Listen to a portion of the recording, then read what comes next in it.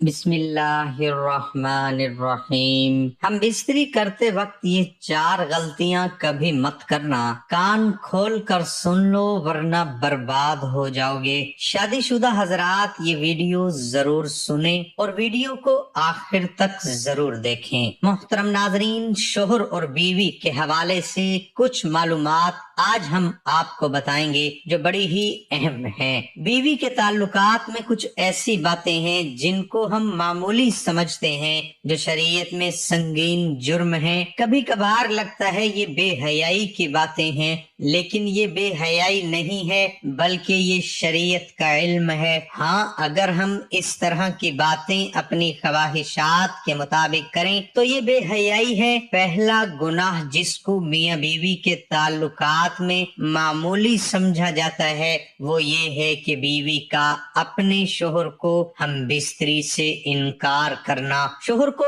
اپنے نزدیک آنے سے انکار کرنا۔ میرے بھائیوں اور میری بہنوں، جامعہ صغیر میں یہ روایت ہے کہ آپ صلی اللہ تعالی علیہ وسلم نے فرمایا، جب شوہر اپنی بیوی کو بلائے ہم بستری کے لیے تو عورتوں پر واجب ہے کہ وہ اپنے شوہر کی بات مان لے، لیکن شرعی عذر کی وجہ سے بیوی انکار کر سکتی ہے۔ یعنی ایسی کوئی شرعی مجبوری اگر ہے، یعنی حیض، ماہواری وغیرہ ہو تو وہ الگ بات ہے، لیکن اگر شرعی عذر نہیں ہے تو آپ صلی اللہ تعالی علیہ وسلم فرماتے ہیں کہ وہ عورت فوراً اپنے شوہر کی بات مان لے۔ اگر اس کا شوہر اونٹ کی پیٹھ پر جس پر بیٹھ کر سواری کی جاتی ہے اس پر ہی کیوں نہ بیٹھا بلا رہا ہو، اس معاملے کو عورتیں جو بیویاں ہیں جو اپنے شوہر کو حق دینا چاہتی ہیں وہ اس بات کو یاد رکھیں کہ جب اس معاملے میں کوتاہی ہوتی ہے تو انسان دوسری جگہ اپنی خواہش پوری کرنے جاتا ہے، پھر یہ بات بھی بیوی برداشت تو نہیں کر سکتی۔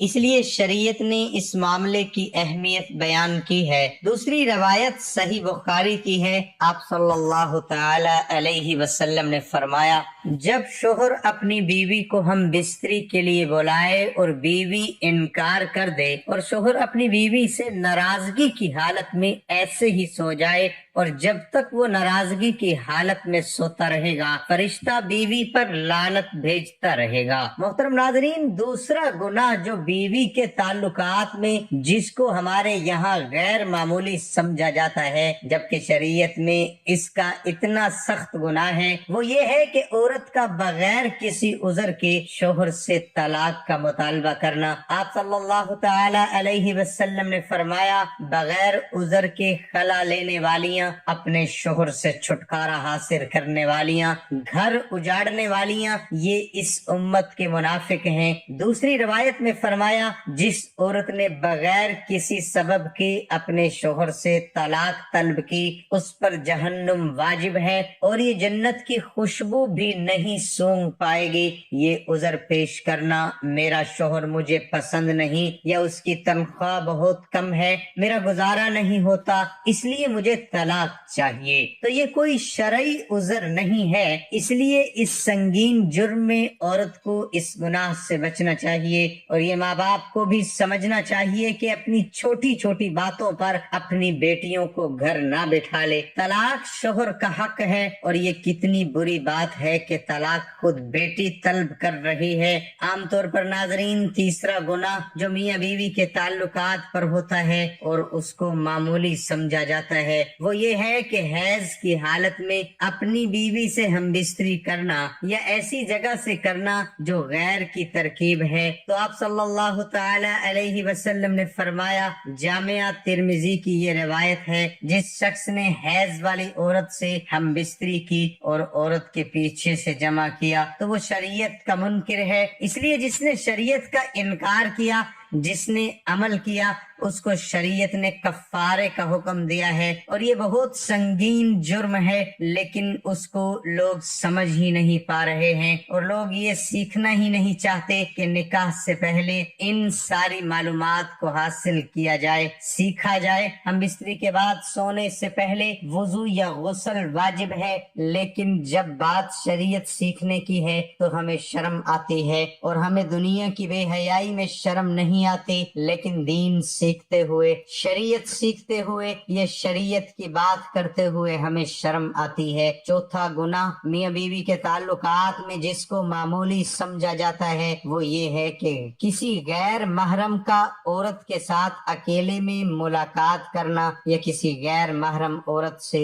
ہاتھ ملانا، یہ بہت سخت گناہ ہے۔ نبی کریم صلی اللہ تعالی علیہ وسلم نے فرمایا، جامعہ ترمذی کی روایت میں ہے، جب بھی کوئی آدمی کسی غیر محرم عورت کے ساتھ تنہائی میں ملتا ہے تو ان میں تیسرا شیطان ہوتا ہے، اور آپ صلی اللہ تعالی علیہ وسلم نے فرمایا، تم میں سے کسی شخص کے لیے کیل لے کر اپنے سر میں ٹھوک لینا زیادہ بہتر ہے بجائے اس کے کہ وہ کسی غیر محرم عورت کو چھوئے۔ اور ہمارے یہاں تو چھونا تو ایک معمولی بات ہے، یہاں تو پورا ہاتھ ملا لیتے ہیں۔ ایک بار ایک عورت جس کو شریعت کا علم تھا، وہ مدینے آپ صلی اللہ تعالی علیہ وسلم سے بیعت لینے آئی، اور آپ صلی اللہ تعالی علیہ وسلم کے آگے اپنا ہاتھ بڑھایا۔ آپ صلی اللہ تعالی علیہ وسلم نے فوراً اپنے ہاتھ پیچھے کر لیے اور فرمایا، محمد صلی اللہ تعالی علیہ وسلم کسی عورت کے ننگے ہاتھوں کو دیکھنا بھی پسند نہیں کرتے۔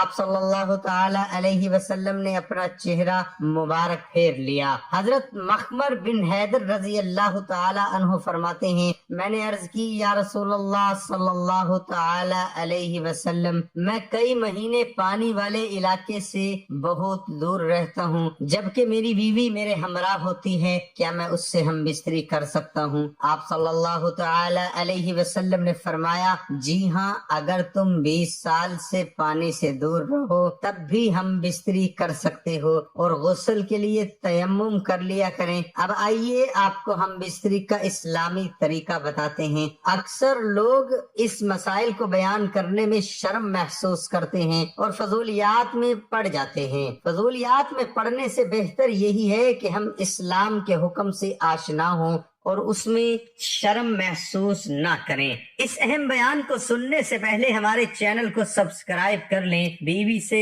ہم بستری، زنا جیسے حرام کام سے بچنے اور ناجائز طریقے سے شہوت کو پورا کرنے کے لیے ہے۔ اسی صورت میں اللہ نہ صرف ہم بستری پہ اجر دے گا بلکہ نیک اولاد سے بھی نوازے گا، اور ساتھ ساتھ دنیاوی برکتوں سے بھی نوازے گا۔ ہم بستری شہوت رانی نہیں بلکہ جوزین کے لیے سکون قلب اور راحت ہے، اس لیے ہم بستری شوہر بیوی سے خوش طلبی کی بات کریں اور ہم بستری کے لیے ذہنی طور پر اور جسمانی طور پر راضی کریں۔ ترجمہ، ہمیں شیطان سے علیحدہ رکھ، اور تو جو اولاد ہمیں عنایت فرمائے اس سے بھی شیطان سے دور رکھ۔ پھر اگر انہیں بچا دیا گیا تو شیطان اسے کوئی نقصان نہیں پہنچا سکے گا۔ ہم بستری کی جگہ آواز سننے والا اور دیکھنے والا کوئی نہ ہو، یعنی ڈھکی چھپی جگہ ہو، اور ہم بستری کی حد تک شرمگاہ کھولنا کافی ہے۔ تاہم ایک دوسرے کو دیکھنا مکمل برہنہ ہونا آپس میں جائز ہے، جس حدیث میں مذکور ہے، ہم بستری کے وقت بیوی کی شرمگاہ دیکھنے سے اندھے پن کی بیماری لاحق ہوتی ہے، اسے شیخ الحدیث نے موضوع قرار دیا۔ سیدنا عائشہ رضی اللہ تعالی عنہا فرماتی ہیں، اور رسول پاک صلی اللہ تعالی علیہ وسلم نے کبھی ایک دوسرے کی شرمگاہ نہیں دیکھی۔ اگلے اس شرمگاہ میں ہم بستری کرنا حیض و نفاس سے پاکی کی حالت میں جائز ہے، اور ہم بستری کرنے کے لیے بیوی سے بوس و کنار ہونا، خوش تباہی کرنا، ہم بستری کے لیے تیار کرنے کے واسطے اعضائے بدن بمشغول شرمگاہ چھونا یا دیکھنا جائز اور حلال ہے۔ پھر اگلی شرمگاہ میں ہم بستری کے لیے جو کیفیت اختیار کی جائے، تمام کیفیات جائز ہیں۔ یاد رہے، ہم بستری کی خواہش بیدار ہونے اور اس کا مطالبہ کرنے پر بیوی سے انکار کرے، اور نہ ہی بیوی شوہر سے انکار کرے۔ ایک ہی رات میں دوبارہ ہم بستری کرنے سے پہلے اگر میسر ہو تو غسل کر لینا چاہیے یا وضو کر لینا چاہیے. بغیر وضو کے دوبارہ ہم بستری کر سکتے ہیں. مرد کی شرمگاہ عورت کی شرمگاہ میں داخل ہونے سے عورت و مرد دونوں پر غسل واجب ہو جاتا ہے. منی کا انزال ہو یا نہ ہو حالت جنابت میں سویا جا سکتا ہے، تاہم فجر سے پہلے یا جو وقت نماز کا ہو اس واسطے غسل کر لینا چاہیے تاکہ ہم اپنی نماز وقت پر پڑھ سکیں. میاں بیوی کے خلوت اور ہم بستری کی باتیں لوگوں میں بیان کرنا بے حیائی کی علامت ہے. رسول پاک صلی اللہ تعالی علیہ وسلم نے اس عمل سے امت کو منع فرمایا. اس بات سے ان بے حیاؤں کو نصیحت لینا چاہیے جو ہم بستری کی تصویر یا ویڈیو بناتے ہیں اور پھر اسے لوگوں میں پھیلا دیتے ہیں. نعوذ باللہ، کتنے ملعون ہیں. ویڈیو بتاتے ہیں اور پھر اسے پھیلا دیتے ہیں. اگر آپ کبھی اپنے کسی مسئلے کے بارے میں ہم سے پوچھنا چاہتے ہیں تو ہمیں میل کے ذریعے یا ویڈیو کے ذریعے کمنٹ باکس میں پوچھ سکتے ہیں. اللہ تعالی ہم سب کو شریعت کے مطابق ہم بستری کرنے کی توفیق عطا فرمائے اور شریعت کے مطابق زندگی گزارنے کی توفیق عطا فرمائے. اللہ تعالیٰ سے دعا ہے کہ وہ ہمیں دین اور شریعت کو سمجھنے اور اس پر عمل کرنے کی توفیق عطا فرمائے اور ہمیں 5 وقت کی نماز با جماعت ادا کرنے کی توفیق عطا فرمائے. آمین ثم آمین.